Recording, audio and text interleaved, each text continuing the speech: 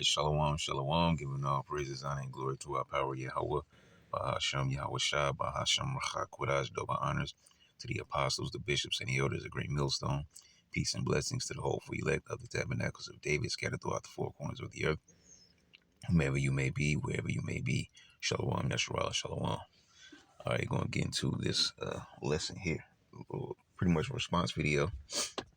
It's I think it's at least a couple days old by now. I think, as a matter of fact, yeah, I see right there. It says 3 days, actually 3 days. All right, which I saw this when it originally went up. All right, but Spirit wasn't only go into it right away, but I did want to do a response video to it. So what you have here is, well, you see the title here on, the elders video. Subscribe and be edified. Right, so it says the IUIC uses Romans 4 and 15 to have sex on the Lord's day of rest, Sabbath. All right, zero discipline. All right, and so we're gonna play this video, and we're just gonna grab the scriptures. Should be quick, straight to the point. Should be. No, it is sometimes. Should be straight to the point though.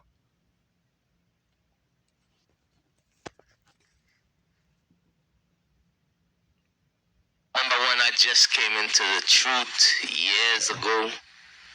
The bishop was like, "Yo, where you was at? I don't see you." I said, "Man, I'm home keeping the Sabbath." So I told him, I said, "I'm not having sex on the Sabbath. No buying, no selling, no cooking." He said, "What? No sex on the Sabbath?" He said, "Who taught you that?" I told him, "Yo, man, I be going to school up there, 125th." He said, "Man, stop going up there, man." And the guy on the left barely looks like he agrees, or like he wanted to smile or something. I don't know, baby, it's just me. That's when he invited me to his house. I went up there once. So they taught me, they was like, "Yo, they told me that I can't have sex on the Sabbath." So I said, "Okay, I'm going to try to stop have sex on the Sabbath." There's a reason why I said that, because most of these dudes that teach that, they does not apply that. They does not apply that. But what I'm going to show you all is, I'm going to go into the scripture and explain it to you all. You know what I mean? Because I understand why brothers teach that, is because when you go into the history anyway, I won't just go into it. Everybody's saying that's a sin. You understand what I'm saying? Verse 2? Yeah. Verse 2. Ye shall not add unto the word which I command you. Ye shall not add to the word that I've commanded you. So we can't add to this Bible. We can't add nothing to the scriptures, man. Hebrews chapter 13, verse 1. Because remember what we just read. You cannot add to the laws of God, and you cannot take away from the laws of God, right? All right, read that for me. Verse 4. Hebrews chapter 13, verse 4. Marriage is honorable in all, in the bed undefiled. Marriage is honorable in all, and the bed undefiled. So marriage is an honorable thing, right?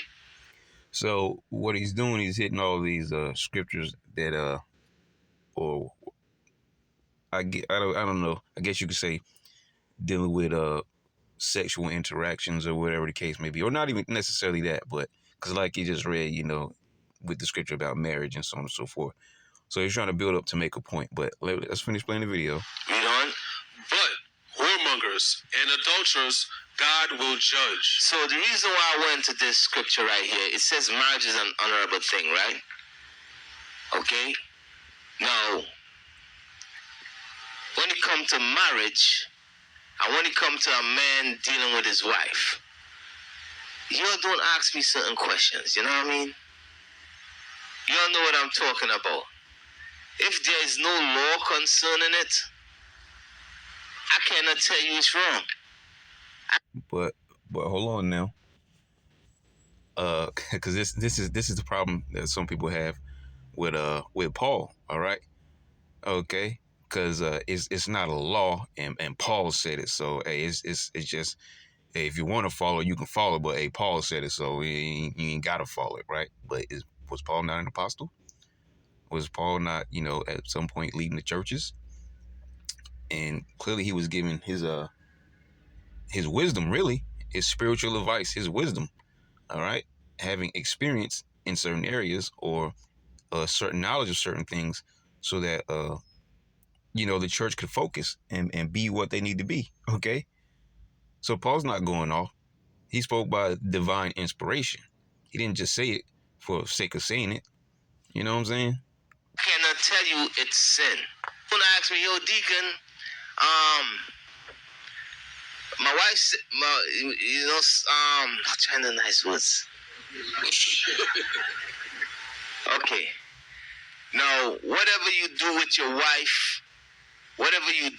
wife in the bedroom, some you brothers and sisters know what I'm talking about. Fellatios, and so forth. Now, some sisters like to do that. Some sisters don't like to do that. Some brothers do that. Some brothers don't like to do that. Jamaicans, they watch at that as a sin. I want them to show me the scripture. Jamaicans say, yo, man, na bow. Bad man, na bow, But they be lying, though. All of them be doing it. But my point is that if you come to me and ask me, yo, Deacon, is that a sin? Because I'm asking my wife to do that for me and she don't want to. I'd be like, bro, whatever you do with your wife, that's between you and her. You know what I mean? If your law is, there is no transgression. So where no law is, there is no transgression. You understand what I'm saying? There is no transgression where there is no law is. And I can make up a law. You feel me? I can make up a law. As I tell you all, I don't like sisters with makeup. I don't like it. But I can make up a law and say, you sisters is wicked. I want to give all the praises and the honor to you. All right, so you see, and as a matter of fact, let me go pull up my book here. I guess we'll grab this one. All right. So you see what we're dealing with, and the craziest thing about this is knowing that it's wrong, but still going about with your particular belief. Hold on, bear with me 1 second. Sorry about that. The delivery guy. Anyways, so yeah, as a matter of fact, what was that last scripture they pulled up? Let me get that. Let's go over here to Romans 4. All right. So Romans 4, was it 15?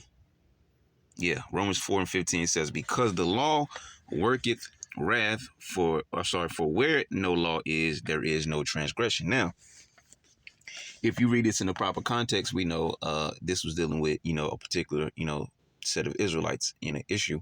Okay. And so this is what is often done by the IUIC. They'll take random scriptures to try to justify a portion of their doctrine or whatever the case may be.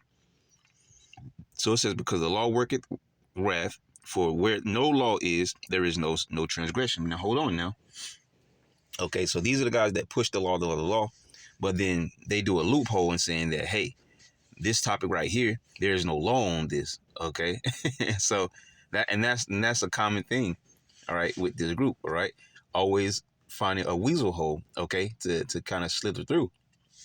Now, hey, there's no law on this, so that, all right. And really, the main topic at hand is talking about the Sabbath day. Okay, there's no. As a matter of fact, let me go out real quick. I want to grab my blue. Let me grab the blue. Come on. Might be a phone call jamming me up. Okay, here we go.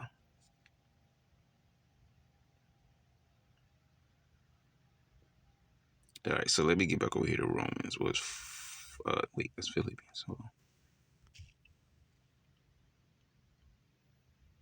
All right, Romans. There we go. 4 and 15. All right, past it. Here we go. So it says, for where no law is, there is no transgression.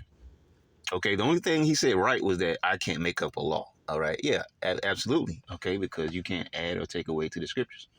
The law is solid, all right? Everything written in the scriptures is solid, all right? Even if you don't agree with it, doesn't mean nothing, okay? It's solid, okay? So, but once again, now the really in the video, the most of the topic was him talking about some random, who was probably sitting out in the congregation, some random Israelite and his wife, and what she does or doesn't want to do on the in the bedroom, which is just crazy to even talk about that in front of the congregation. But then beforehand, speaking about he's going to try to stop having sex on the Sabbath day. Well, if you're a law keeper, it should be easy for you, okay? Especially since you got your fringes and everything, right? So it says where no law is, there is no transgression. But as a matter of fact, let me do this, because when you jump back one chapter, I don't know why it's moving slow. Bear with it. Okay, here we go. When you jump back one chapter down here at the bottom of the chapter, and it says what in Romans 3:31? Do we then make void the law through faith? God forbid. Yea, we establish the law. So you might say, well, it says where there is no law, there is no sin. So if there's no law on this thing, then hey, it's okay, blah, blah, blah, blah. All right. But remember, the topic at hand is dealing with the Sabbath day, right? Sex on the Sabbath day. All right. So it says, do we then make void the law through faith? God forbid. Yea, we establish the law. All right. So if we hop over here, let's do this first. Let's grab Exodus 20. Right, Exodus chapter 20, and right here, verse 8 says, remember the Sabbath day to keep it holy. Let me move my button out the way and get the word holy. All right, Kodash, and it says what? To consecrate, sanctify, prepare, dedicate, be hallowed, be holy, be sanctified, be separate, set apart. Okay, let's pull up hallowed. As a matter of fact, I'll probably pull up consecrate too. Probably come up with the same thing, just for sake of this. All right, so let's get hallowed on a Google punch real quick. Man, this thing is moving so slow. Okay, so it says made holy, consecrate. I knew it. Same thing. So I guess we can go and get consecrated from here. All right, the word consecrated says what? Of a church or land having been made or declared sacred. Okay. Now, what else we got down here? Make or declare something, typically a church, sacred, dedicate formally to a religious or divine purpose. But there you go. Okay. And we're talking about what? The Sabbath day. Okay. To make the Sabbath day holy. All right. And one of those, hold on, I went too far back. Let me go back and get it up. Okay, here we go. All right. So it says what? To be holy, to observe as holy, keep sacred. As a matter of fact, let's pull up sacred real quick. Probably get the same thing we got in other words, but why not? Pull up sacred, right? Connected with the Most High or dedicated to a religious purpose and so deserving veneration. Let's pull up veneration. Great respect, reverence, all right? Which reverence goes into respect, okay? And out of that respect comes fear, okay? So, bam. And so what is the topic? It's the Sabbath day, okay? Remember the Sabbath day to keep it holy. So what they teach is that you can have sex on the Sabbath day, obviously, right? Remember the Sabbath day to keep it holy. If we jump over here to Leviticus 15, all right, and I want to start at verse 16. So it says, and if a man's seed of copulation go out from him, then he shall wash all his flesh in water and be unclean until even. What are we talking about here? It's pretty much straightforward, but if you don't know, let's just define it for sake of this lesson, right? Did I get the right word? Okay, so it says, oh, here it is. Yep, act of lying of sexual relations. Okay, act of lying of sexual relations. So in other words, we're talking about the boom chickie wow wow, right? Okay, we're straightforward with that. And if any man's seed of copulation go out from him, okay, then he shall wash all his flesh in water and be unclean until the even. And every garment and every skin whereon is the seed of copulation shall be washed with water and be unclean until the even. So why does this matter so much? Because if you have sex on the Sabbath day, you've now made yourself unclean. You're no longer setting this day as holy, set apart, and no longer are you, right? You see? As a matter of fact, let me pull up. Because I actually want to get the... Because we can read the next one too. Because we can, get 16 through 18. So it says, "And every garment and every skin whereon is the seed of copulation shall be washed with water and be unclean until the even.